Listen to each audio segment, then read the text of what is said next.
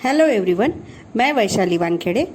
आज हम देखने वाले हैं कक्षा 10वीं का मैथ्स 1 का लेसन नंबर 2 वर्ग समीकरण। इसमें एक्सरसाइज 2.6 के जो 7, 8, 9, 10 ये 4 सवाल है, ये हम देखने वाले हैं। प्रश्न क्रमांक 7वां है, किसी नदी में नाव से प्रवाह के विपरीत 36 किलोमीटर जाकर वापस उसी स्थान पर आने में प्रतीक को 8 घंटे लगते हैं। यदि शांत पानी में नाव का वेग 12 किलोमीटर प्रति घंटा हो तो नदी के प्रवाह का वेग ज्ञात करो। अभी प्रतीक समझो ए बिंदु से 36 किलोमीटर जा रहा है और वापस फिर से उसी स्थान पर आ रहा है, मतलब जाकर वापस लौटने के लिए उसे 8 घंटे का समय लगता है। हम पहले मानेंगे नदी के प्रवाह का वेग निकालना है, तो नदी के प्रवाह का वेग बराबर x किलोमीटर प्रति घंटा है, ऐसा माना।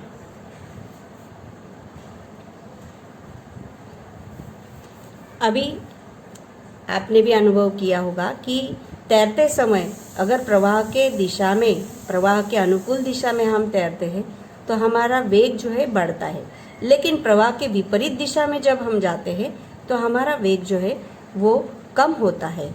इसी प्रकार पहले प्रतीक प्रवाह के विपरीत दिशा में गया है और शांत पानी में नाव का वेग प्रश्न में दिया है बराबर 12 किलोमीटर प्रति घंटा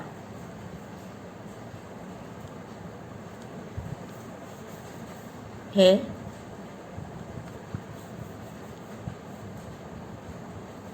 अभी प्रवाह के विपरीत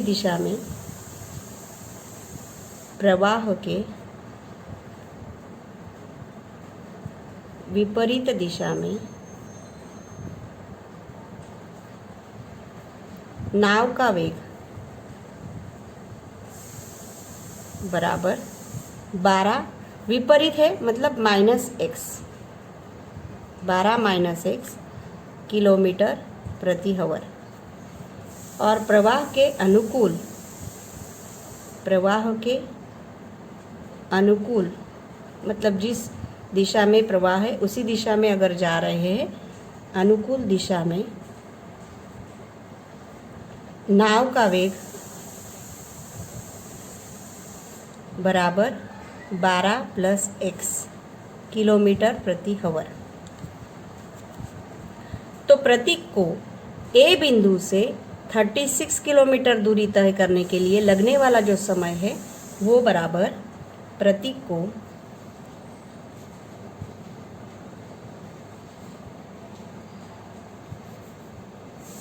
36 किलोमीटर दूरी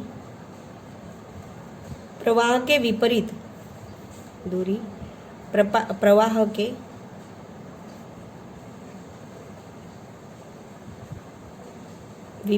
दिशा में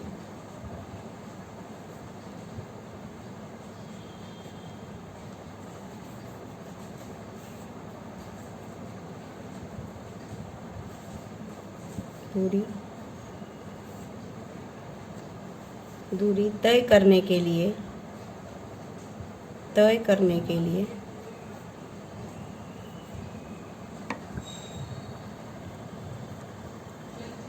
लगने वाला समय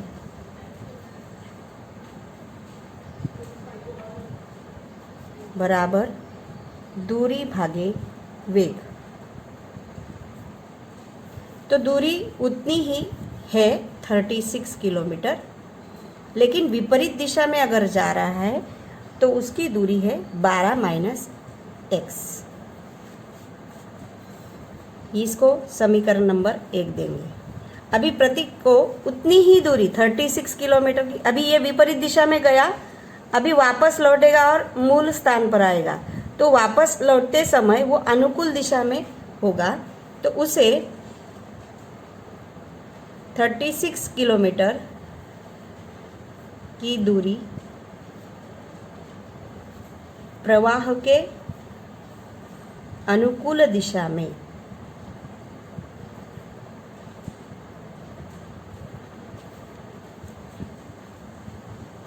तय करने के लिए लगने वाला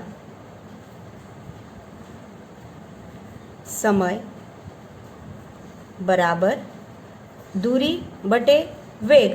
दूरी उतनी ही है 36 किलोमीटर और वेग जो है अनुकूल दिशा में 12 प्लस x होगा। इसको समीकरण नंबर 2। लेकिन उसको विपरीत दिशा में जाने के बाद अनुकूल दिशा में वापस यहाँ पर आने के लिए कुल 8 घंटे लगते हैं। मतलब समीकरण 1 और 2 इसको हम जोड़ेंगे तो 36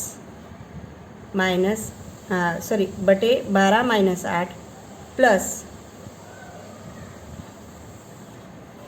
इसको हम T2 मानेंगे, इसको T1 मानेंगे और T मतलब पूर्ण समय T1 प्लस T2 बराबर 8 घंटे लगते हैं उसे,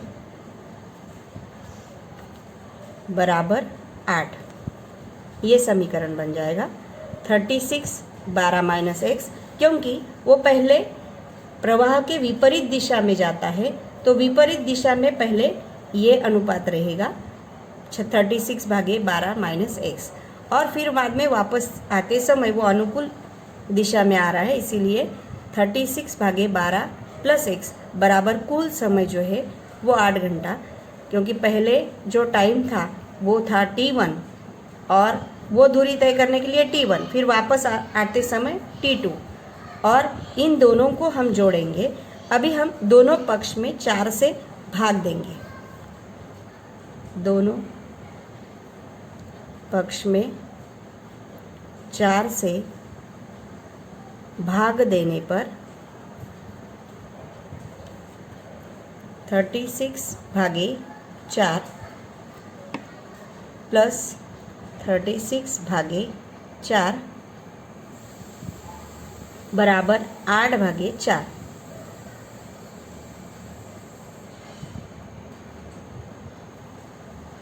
तो यहाँ पर रहेगा 9 भागे 12 माइनस x प्लस 9 भागे 12 प्लस x बराबर 2 भागे 1। अभी हम तिरछा गुना करेंगे क्योंकि हर समान नहीं है, तो 9 को 9 into 12 plus x plus 9 into 12 minus x भागे 12 minus x and 12 plus x बराबर 2 भागे 1।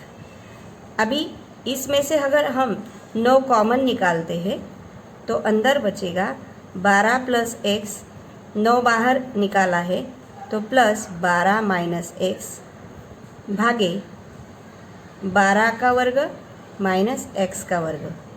8वीं कक्षा में जो हमने सूत्र देखा है उसका उपयोग किया है।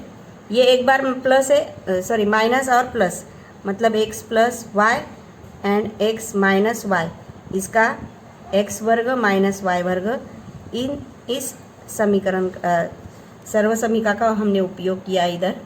अभी ये प्लस x और माइनस x कैंसिल हो गया, 9 12 और 12 24 हो गया, बटे 12 का वर्ग 144 माइनस x का वर्ग बराबर 2 भागे 1।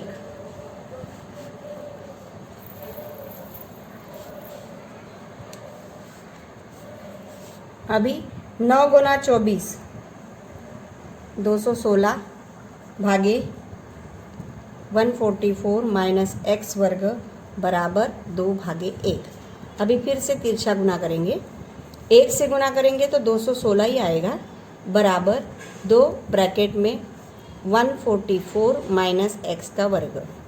अभी 216 बराबर 2 से अगर इसको गुना करेंगे तो 288 माइनस 2 से इसको गुना करेंगे 2x का वर्ग। अभी ये माइनस है इसीलिए ये साइड लाएंगे तो 2x का वर्ग प्लस हो जाएगा, ये माइनस हो जाएगा, माइनस 288 माइनस 216 बराबर 0। तो 2x का वर्ग माइनस, ये जो है माइनस है लेकिन ये प्लस है, उसी साइड पे है, तो भिन्न चिन्ह होने के कारण हम घटाएंगे और बड़ा नंबर जो है वो माइनस है, तो इसका उत्तर आएगा 36 बराबर 72। तो 2x का वर्ग बराबर, ये माइनस है, दूसरी साइड भेज देंगे तो प्लस होगा। अभी x वर्ग के लिए 2 नहीं चाहिए, भाग देंगे, x वर्ग बराबर 36, तो x बराबर प्लस माइनस 6, दोनों पक्ष का वर्गमूल लेकर।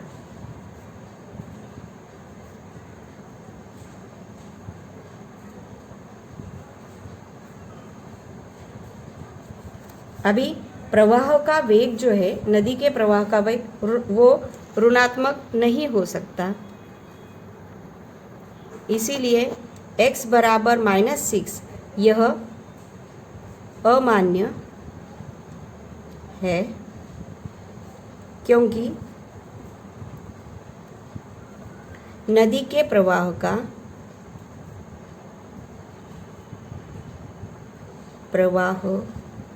वेग ऋणात्मक नहीं होता। देयरफॉर x बराबर +6 यह मान्य है। इसका मतलब जो x हमने माना था नदी के प्रवाह का वेग, तो नदी के प्रवाह का वेग बराबर 6 किलोमीटर प्रति घंटा। प्रश्न क्रमांक 8वां है, किसी काम को पूरा करने के लिए पिंटू को निशु से 6 दिन अधिक लगते। पिंटू को अधिक लगते 6 दिन। दोनों मिलकर वही काम 4 दिन में पूरा कर लेते हैं, तो उस काम को अकेले पूरा करने के लिए प्रत्येक को कितने दिन लगेंगे? तो हम माना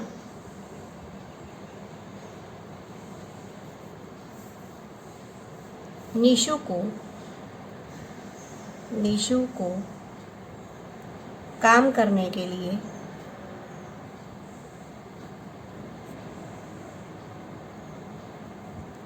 x दिन लगते हैं। वही काम पिंटू को 6 दिन अधिक लगते हैं।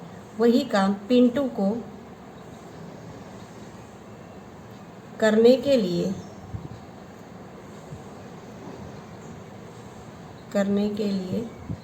6 दिन अधिक मतलब x + 6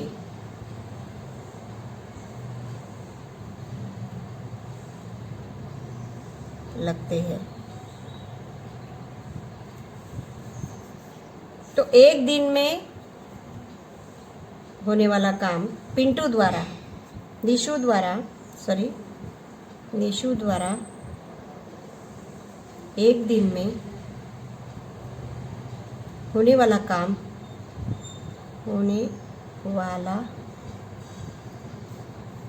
काम बराबर 1/x और पिंटू द्वारा एक दिन में होने वाला काम बराबर 1/x + 6, क्योंकि एक दिन में वो कार्य कर रहा है। ठीक है, अभी दोनों मिलकर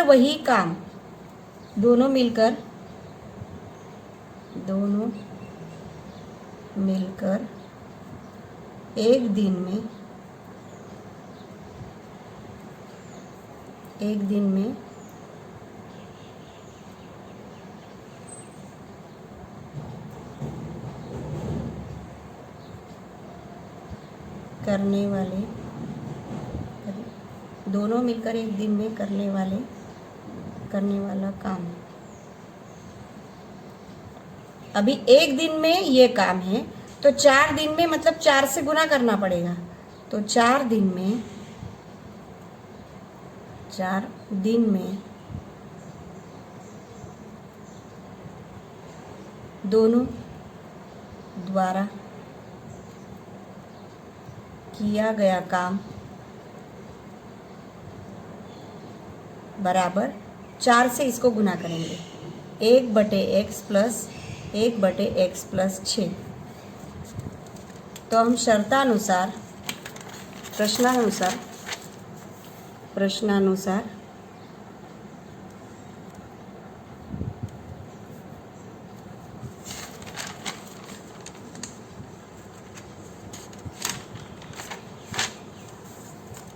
चार दिन में निशु और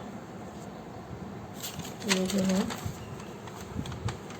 निशु और पिंटू द्वारा x प्लस 6 बराबर 1। अभी ये जो 4 है ये अंश में है, दूसरी साइड भेज देंगे तो हर में जाएगा।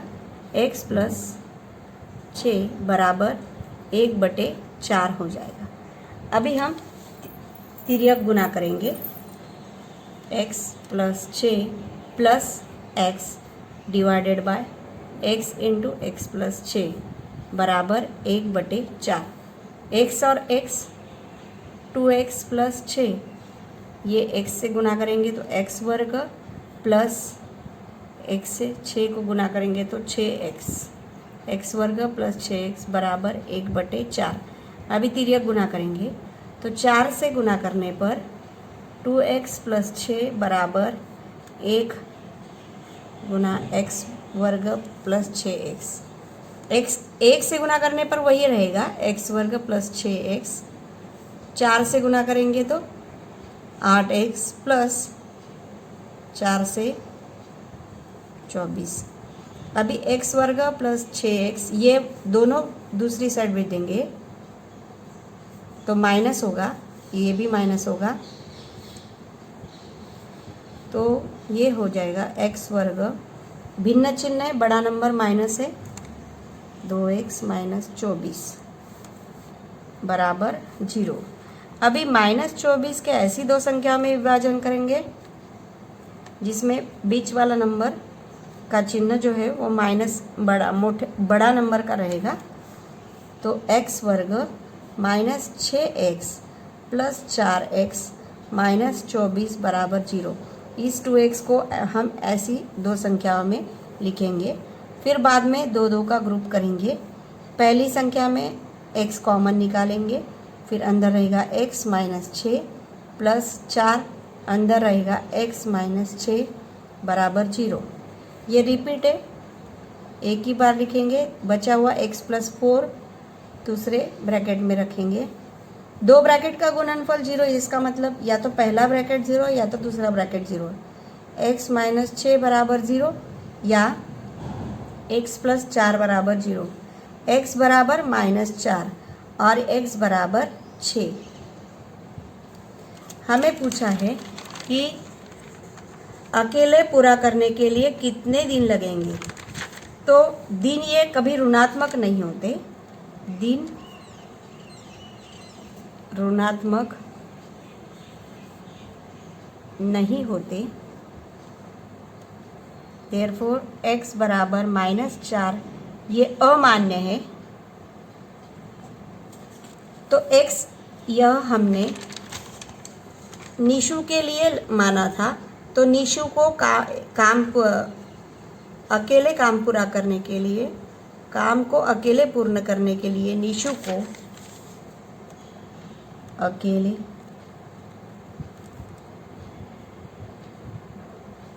काम पूर्ण करने के लिए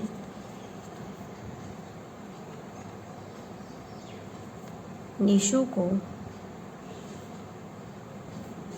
6 दिन लगेंगे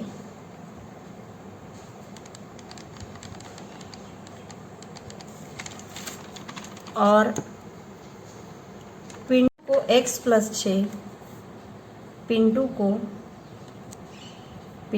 को एक्स प्लस 6 मतलब 6, एक्स का मान 6 आया है, 6 में 6 मिलाएंगे तो 12 दिन लगेंगे।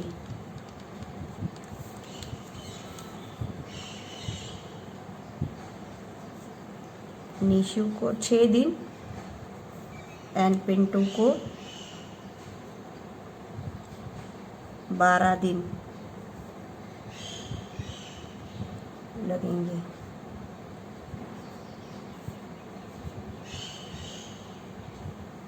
आगे का प्रश्न है क्रमांक 9 है, संख्या 460 को किस प्राकृत संख्या से भाग देने पर भागफल भाजक के 5 गुना से 6 अधिक है तथा शेषफल 1 आता हो तो भागफल और भाजक कितना होगा।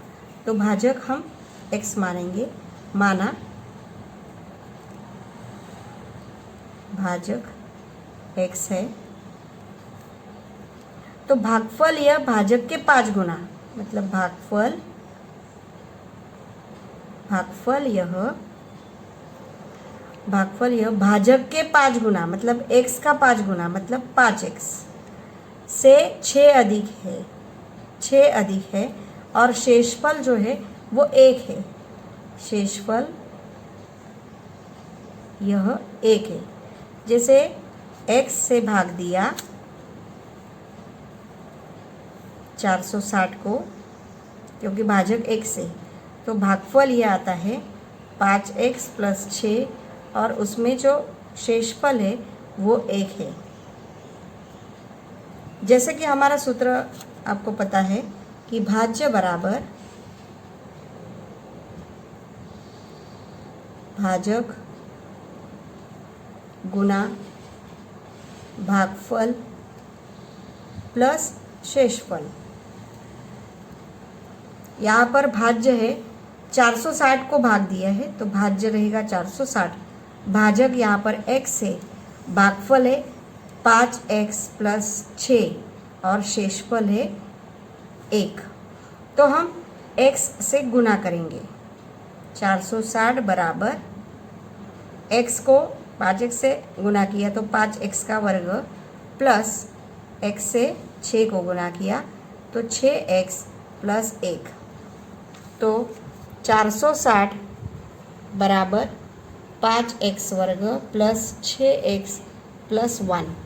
अभी ये एक जो है ये साइड भेज देंगे तो 460 माइनस 1 बराबर 5x का वर्ग प्लस 5x वर्ग, ये 5x का वर्ग प्लस 6x, ये एक ये साइड जाएगा तो 459, 5x का वर्ग प्लस 6x। अभी ये दूसरी साइड भेज देंगे तो ये हो जाएगा 5x वर्ग प्लस 6x माइनस 459 बराबर 0। अभी हमें ये x का जो सहगुणांक है 5 और लास्ट का जो टर्म है उसे हमें गुना करना पड़ेगा और फिर इसका 2 भागों में विभाजन करेंगे। जैसे अभी फॉर एग्जांपल यहाँ पर लेते हैं, अगर इसको हम 9 गुना 51 भी लिख सकते हैं। अभी 9 गुना 5 मतलब माइनस 45 गुना 51, ये इसका गुणनफल हो जाएगा। तो ये इसके 2 संख्या आएगा 51, ये प्लस रहेगा और माइनस 45। तो हम प्लस 6 की जगह पर इन 2 संख्याओं को लिखेंगे, 5x का वर्ग minus 45x plus 51x minus 459 बराबर 0। अभी दो का ग्रुप करेंगे, इसमें से ज़्यादा कॉमन 5x निकालेंगे, अंदर बचेगा x minus 9 plus 51x minus 9 बराबर 0। ये रिपीट है, एक ही बार लिखेंगे और बचा हुआ 5x प्लस 51 ये दूसरे ब्रैकेट में डालेंगे। 2 ब्रैकेट का गुणनफल 0, इसका मतलब या तो पहला ब्रैकेट 0 है या दूसरा ब्रैकेट x माइनस 9 बराबर 0 या 5x प्लस 51 बराबर 0। 51 बराबर ये प्लस है, दूसरी साइड जाके माइनस होगा, ये गुना है 5, ये साइड आके भाग होगा, 5 भागे हो जाएगा। और यहाँ पर x बराबर 9। परंतु यहाँ पर सवाल में प्राकृत संख्या बोला था, तो यह प्राकृत संख्या नहीं है, नॉट नेचुरल नंबर, मतलब -51 भागे 5 ये प्राकृत संख्या नहीं है, प्राकृत संख्या नहीं है। तो x बराबर 9 यही मान्य रहेगा। और ये x जो है वो भाजक माना था, देयरफॉर भाजक बराबर 9।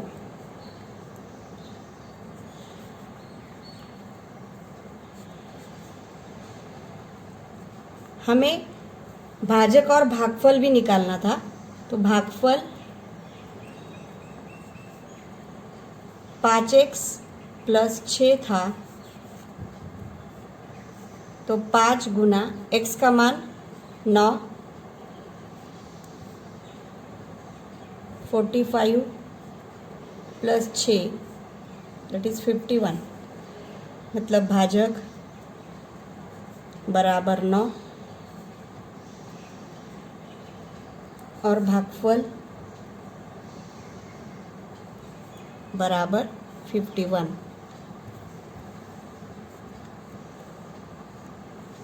क्रमांक 10वां है, जिसमें आकृति में समद्विबाहु समलंब दर्शाए। ये दो भुजाएं समान है और ये समलंब चतुर्भुज है।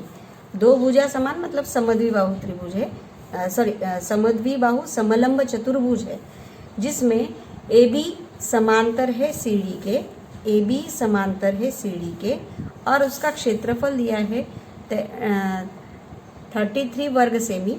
तो आकृति में दी गई जानकारी के आधार पर दी गई कृति पूर्ण करो तथा चतुर्भुज के चारों भुजाओं की लंबाई ज्ञात करो। तो चतुर्भुज ABCD यह समलंब चतुर्भुज है और इसमें AB समांतर है CD के, यह दी गई जानकारी इसमें लिखी है। और चतुर्भुज का क्षेत्रफल है, समलंब चतुर्भुज का क्षेत्रफल बराबर 1/2 समांतर भुजाओं का योगफल।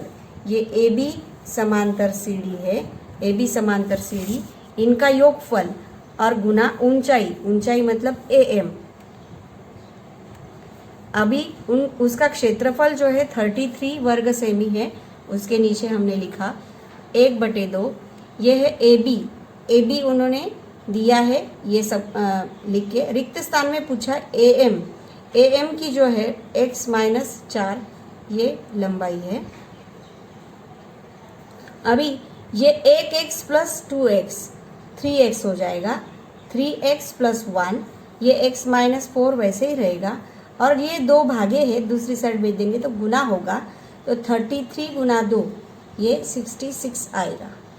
इसके बाद हम दो ब्रैकेट का गुना करते हैं, क्योंकि फिलअप में जो है वो हमें हल करके ही निकालना होगा। तो ये 3x प्लस 1 और x-4 इसका गुणनफल 66 है।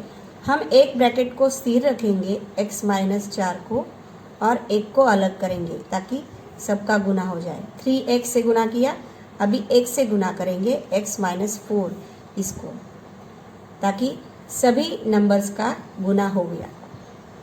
बाद में 3x गुना x मतलब 3x का वर्ग माइनस 3x गुना 4 12x प्लस 1 से गुना करेंगे तो वही आएगा x-4 बराबर 66।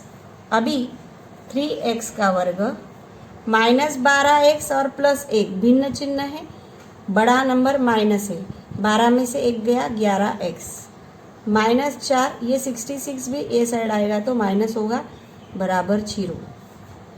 3x का वर्ग माइनस 11x माइनस 70 बराबर, क्योंकि जोड़ेंगे दोनों माइनस है और चिन्ह वही माइनस रहेगा। अभी x वर्ग का जो सहगुणांक है 3 और लास्ट वाला जो है माइनस 70, इसका गुणनफल आएगा माइनस 210।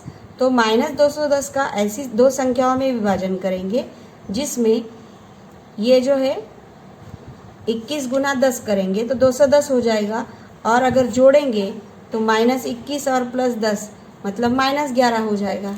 तो -11 की जगह पे हम -21x और +10x ऐसा लिखेंगे। तो 3x का वर्ग -21x +10x -70 बराबर 0। अभी दो की जोड़ी करेंगे, इसमें से कॉमन 3x निकाला तो अंदर बचेगा 1x माइनस 7, x ऑलरेडी बाहर है, प्लस 10x -7 बराबर 0। ये सेम है, एक ही बार लिखेंगे, x -7 ब्रैकेट 3x +10 बराबर 0। दो ब्रैकेट का गुणनफल 0, या मतलब x -7 पहला ब्रैकेट 0 रहेगा या दूसरा ब्रैकेट 0 है। 3x ये 10 प्लस है, दूसरी साइड भेज देंगे तो माइनस होगा। अभी x के लिए 3 नीचे गुना है, भाग होगा दूसरी साइड, x बराबर 7, या क्योंकि ये माइनस है प्लस हो जाएगा। परंतु ये जो x माना था, ये x जो लंबाई है, लंबाई ये ऋणात्मक नहीं होती, लंबाई ऋणात्मक नहीं होती, देयरफॉर ये अमान्य है। ये जो x अमान्य है, तो x बराबर 7, ये x का मान आया। तो x यह AB के लिए माना था, तो AB बराबर 7 सेंटीमीटर। बाद में है CD है 2x + 1, CD बराबर 2x + 1, तो x बराबर 7 डालेंगे +1, 14 + 1 मतलब CD बराबर 15, AB बराबर 7, AB हो गया, CD हो गया। ये दो भुजाएं AD और BC समान है, x + 2,